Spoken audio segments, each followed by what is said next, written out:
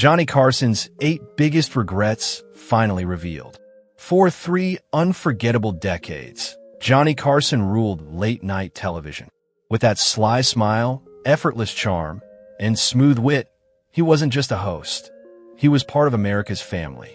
Every night, millions tuned in to The Tonight Show not just for the laughs, but for the comfort of Carson's steady presence.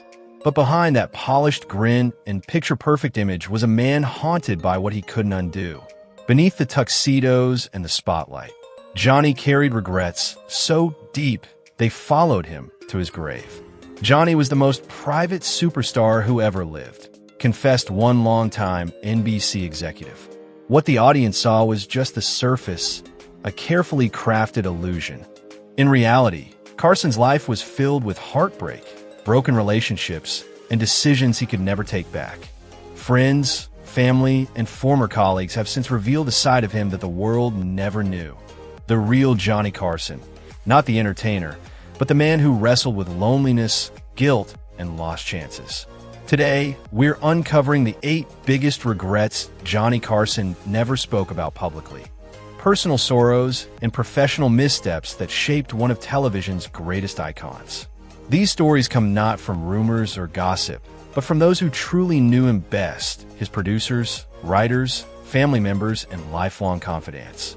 So before we dive into his most painful secrets, let's uncover why one regret in particular cut deeper than all the rest, and how the man who brought laughter to millions spent his final years in quiet isolation, unable to reconcile his public triumph with his private heartbreak. Johnny Carson's 3rd marriage was a masterclass in how love and impulse can collide with devastating consequences. On September 30th, 1972, he stunned his longtime girlfriend, model Joanna Holland, by pulling out marriage papers during what she thought was a simple anniversary dinner. No lawyers, no prenup, just Johnny's charm and a spontaneous proposal. As his attorney Henry Bushkin later wrote, it was classic Johnny, romantic, reckless, and completely unadvised. 9 years later, the romance had evaporated, and Holland returned the surprise with divorce papers. The settlement was staggering, over $20 million in cash, property, and investments, one of the most expensive in Hollywood at the time. For Carson, it was déjà vu. His second wife had already walked away with a fortune, and now another piece of his empire was gone. By then, he had lost nearly $30 million to failed marriages. Those close to him said the experience left scars. A Tonight Show writer remembered how Johnny's humor turned darker, laced with bitterness. You could tell the jokes about marriage came from a real place, he recalled. Carson's longtime friend and co-host Ed McMahon remembered Johnny's blunt confession after the divorce. Ed, never marry anyone without a lawyer in the room. Love fades, but alimony is forever. That cynical wisdom would define his final marriage to Alexis Moss in 1987, this time protected by a detailed prenuptial agreement. It lasted until his death, proving that even a man who made millions laugh could still learn from heartbreak the hard way. Johnny Carson, the man who made America laugh every night, carried a silence that few ever saw. Behind the effortless charm and the razor-sharp wit was a father haunted by distance and by regret. Of his 3 sons, none weighed heavier on his heart than his youngest, Rick.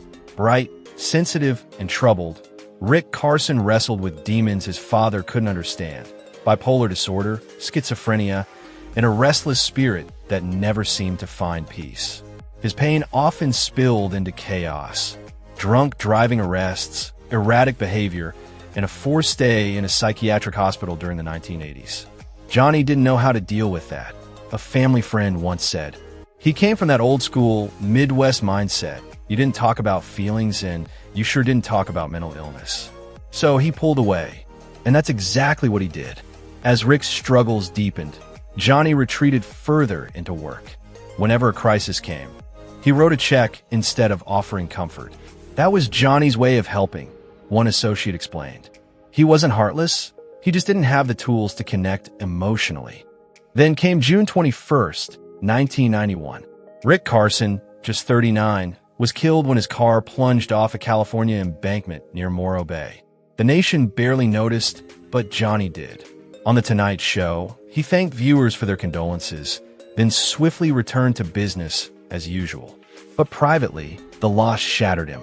Friends later recalled nights when Carson, with a drink in hand, would whisper, "I should have done more. I just didn't know how to help him." For a man who built his career on conversation, Johnny Carson's greatest tragedy was the one he could never talk about, the son he couldn't reach. Few things puzzle comedy fans more than Johnny Carson's long-standing avoidance of Richard Pryor. Pryor wasn't just another comedian. He was a cultural earthquake, reshaping American humor with his fearless takes on race, power, and pain. Yet for years, Carson rarely booked him on The Tonight Show. The reason? He was too unpredictable. NBC executives whispered that Carson found Pryor's brilliance too hot for live TV. Johnny preferred precision, tight timing, polished delivery, and control. But Richard Pryor was chaos wrapped in genius. His comedy wasn't built for comfort. It was built for truth, and truth made people squirm, including Johnny. When Pryor did appear, the air was thick with tension. Network censors slashed his routines, producers braced for explosions, and Carson's usual calm cracked under the weight of Pryor's raw energy. Johnny liked being in control, one writer recalled. Richard? He was uncontrollable. It wasn't personal, and it wasn't about race, it was about risk. Carson didn't want surprises, and Pryor was the surprise. By the 1980s, as Pryor's health declined and his legacy became undeniable, Carson's view began to change. Behind closed doors, he admitted he'd made a mistake. "We should have found a way to showcase Richard more often," he reportedly told a producer. "That was on me. Coming from Johnny, a man who rarely confessed regret, that was monumental." But by then, it was too late. Pryor's battle with multiple sclerosis had silenced one of comedy's most electric voices. The greatest stage in late-night television never fully belonged to him, and Carson knew it. A missed opportunity, a professional misjudgment, and one of Johnny's quietest, most human regrets. Never reconnecting with Don Rickles. They were comedy gold. Don Rickles, the quick-witted merchant of venom, and Johnny Carson, the king of late-night cool. Together, they created some of The Tonight Show's most unforgettable moments. Rickles hurling playful insults, Carson rolling his eyes, the audience roaring in delight. Their chemistry was electric, effortless, until one joke went too far. It happened in the 1970s, during one of Rickles' unscripted appearances. With millions watching, he made a crack about Carson's recent divorce and alimony payments, territory Johnny considered sacred. On camera, Carson laughed it off, but behind the curtain, his expression changed. The room went cold. Johnny didn't yell, recalled one staff writer. He didn't need to. Everyone could feel it. The switch had flipped. From that night on, something between them broke. Rickles still appeared on The Tonight Show, but the warmth was gone. Carson's laughter seemed forced, his smiles rehearsed. The playful tension that once charmed America now felt strained. For years, neither man addressed the rift publicly. But in private, Carson carried the regret. "I wish I hadn't let that one joke change things," he once confided to a friend. In the late 80s, Carson tried to make amends. He invited Don to dinner. They were polite, even friendly, but that old spark never returned. Rickles would later admit, Johnny was the best, but he could hold a grudge like nobody else. Once you were in the doghouse, you stayed there, and I spent a lot of years in that doghouse. When Johnny Carson passed away, Don Rickles spoke softly of their friendship, of laughter, respect, and the one joke that never stopped echoing. It was the kind of silence only old friends understand. And for Carson, it was one of the few regrets that haunted him long after the curtain fell.